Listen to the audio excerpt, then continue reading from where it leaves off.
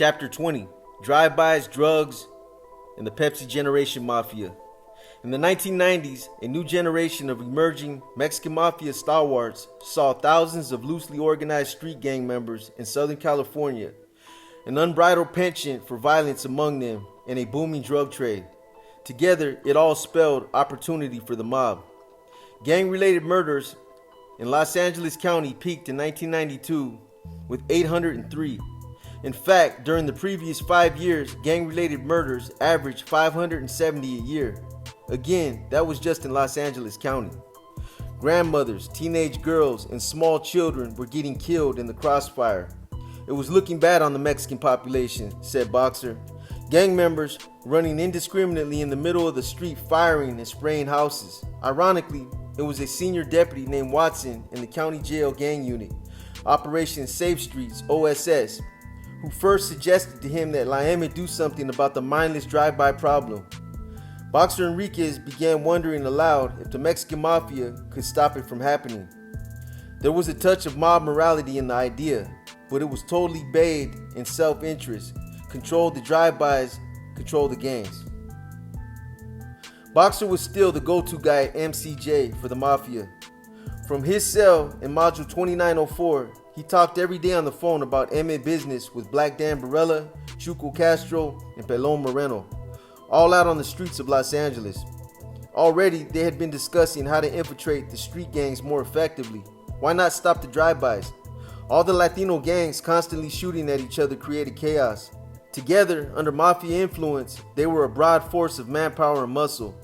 During the summer of 1992, M.A. veterano Peter Sanya Ojeda gathered 500 young gang members into El Salvador Park in the Santa Ana and made them forge a peace treaty. The 49-year-old Sana, convicted heroin dealer and reputed hitman who controlled narcotic sales for the Mafia in Orange County, stood above the crowd on some bleachers overlooking a baseball diamond. Waving his arms like an evangelical preacher, he ordered the gangsters, many of them longtime rivals, to stop all the drive-by shootings against mobsters of their own race. Waving his arms like an evangelical preacher, he ordered the gangsters, many of them longtime rivals, to stop all the drive-by shootings against members of their own race, La Raza. Black gangsters were still fair game. Ojeda actually presented a handwritten document warning that anyone who broke the no drive-by rule would be treated as a child molester, a rat, a rapist, which all means coward. And that meant dead.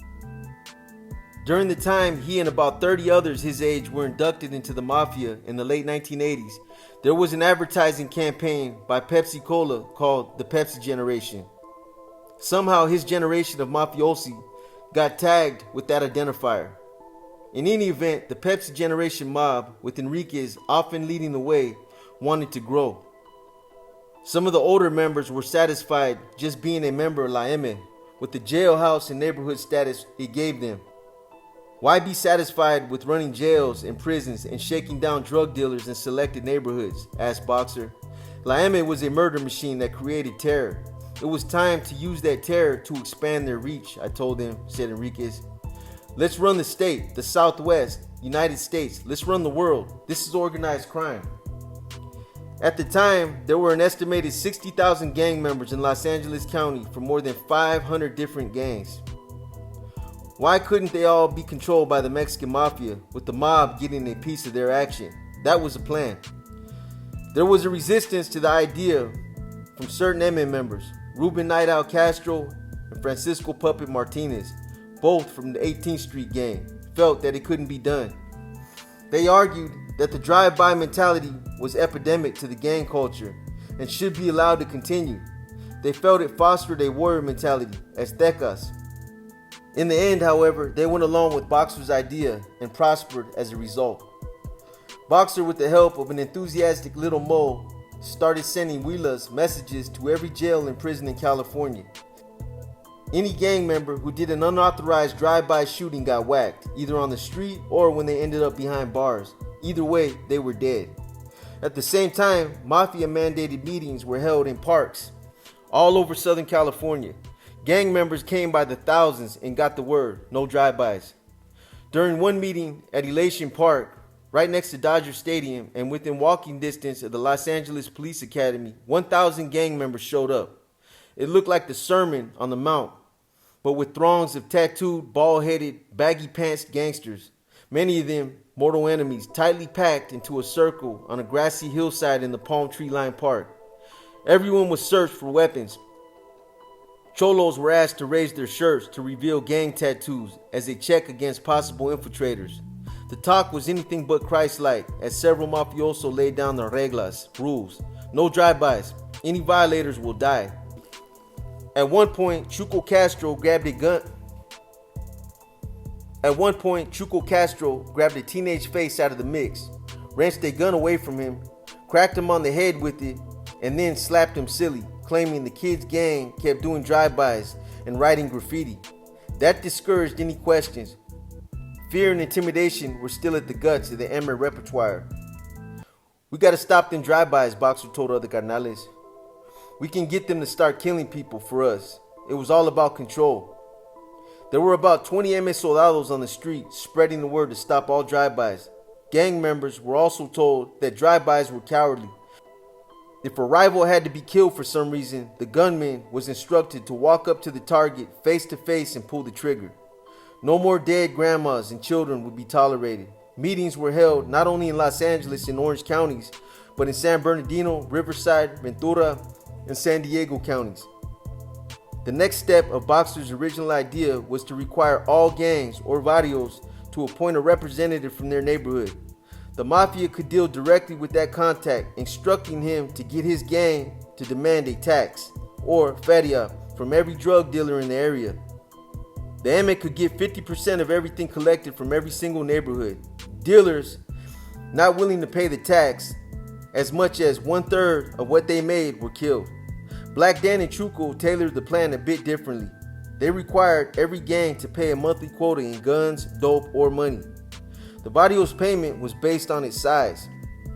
If the neighborhood didn't come up with the agreed upon amount or refused to comply with the no drive-by edict, it was put on the green light list. Once a neighborhood was green lighted, every Latino gang member in Southern California, every Sureño in or out of jail, was given the go-ahead to kill or at least assault any member of that neighborhood on the lista. The list grew to include more than a dozen different gangs and dozens of individually named gangsters. As time went on, there were two designations on the list: touch-ups, beatings, and hard candy, stabbings. It was called hard candy because of an unpleasant fact. A shank pulled from an inmate's bowels prior to a hit looked like a brown candy bar. Infections from being stabbed by such a weapon were potentially lethal. In the graveyard humor of the cell block,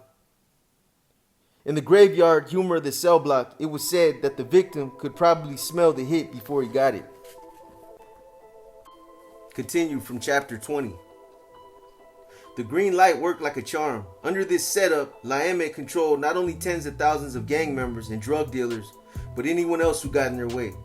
There was some resistance. The Maravilla neighborhoods in East Los Angeles, which had had a long and bitter battle with La M, brought 500 young gang members together for a meeting of their own. Shortly after, the bodies of 3 of their members were found dead, shot and killed at close range. There were a number of other enforcement executions too. It is difficult to measure accurately the full impact of La M's threat, but it did coincide with the 1993 respite in gang deaths following years of record-setting killing sprees. Los Angeles County Sheriff's Department figures showed about a 15% decrease in Latino gang-related homicides. Some LAPD divisions showed numbers down as much as 50% compared to the previous year. A confiscated letter from Sniper, a 19-year-old gang member in county jail, writing to his homeboy, illustrated the prevailing attitude fostered by the M edict. It was dated November 24th, 1993. So the homeboy Johnny got the green light by the M. Man, that fool is fucking stupid. They out there blasting on fools or what? That shit makes the audio look real bad. They're gonna fuck around and throw the audio on a green light pretty soon. I say, this is what you should do. Talk to a couple of the homeboys and see if you vatos can throw a meeting between the barrios. Talk about what's going on with the M and about the peace treaty. Those vatos do mean business. Man, you need to get the homeboys on the right track. It's about making money nowadays, not shooting your own raza up. If you guys want to shoot somebody, go shoot up them ninjas from Westside 357 or Ghost Town. You don't need to blast up on your own kind no more. That shit's dead. At the same time, mafia shot callers also foster racial tension. Black gangs controlled the crack trade on the streets. The mafia, during the large gang meetings in local parks, constantly preached loyalty to their own race, La Raza, and downgraded blacks, whom they referred to as terrones. They placed a green light on all black gangs. The Mexican mafia wanted to dominate all the drug trade. Race violence frequently broke out in prisons and county jails. The LA County jail system avenged one incident a week. Headlines in the Los Angeles Times near the end of the year scream, "Prisoners are segregated after brawl," and blacks, Latinos brawl again in court cell. The Daily News followed suit. 11 inmates hurt in second day of race fights and 80 hurt in Swagas jails brawl. The news media, generally ignorant about the true nature of the disturbances, rarely define the violence as mafia-induced trouble. Leo Duarte, a lieutenant who was in charge of monitoring gang activity at the state prison in Chino, knew better. He said at the time, "People don't see it, but there's a war going on right now. It's starting to filter out to the streets." For example, on the west side of Los Angeles, in 1 square mile Oakwood section of Venice, 20 people were killed and another 30 were wounded. All were casualties in a battle between Mexican gangs, B-13 and Culver City Boys, and a black gang called Shoreline Crips. Historically, there was more violence between the two Latino gangs, but the Emmett edict enforced them to unite against Shoreline. One Crip, who did not want to be identified, says, "You have to walk to the store with the gun in your pocket." Another worried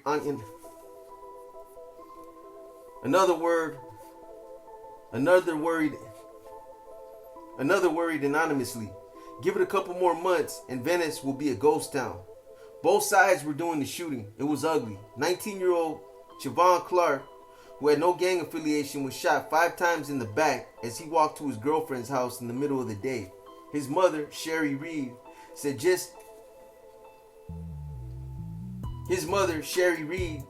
just so happened to be the wrong color. They don't know what they're doing. They just shooting somebody for nothing, and they shot Siobhan for nothing. It's hard. There were outbreaks at high schools in more than a dozen cities. A special investigation intelligence summary for the LA County Sheriff's Prison Gang Detail dated February 3rd, 1994 warned of black-brown racial unrest at high schools in Compton, Santa Monica, Venice, Pomona, Inglewood, Culver City, and the Empire, Riverside, and San Bernardino counties.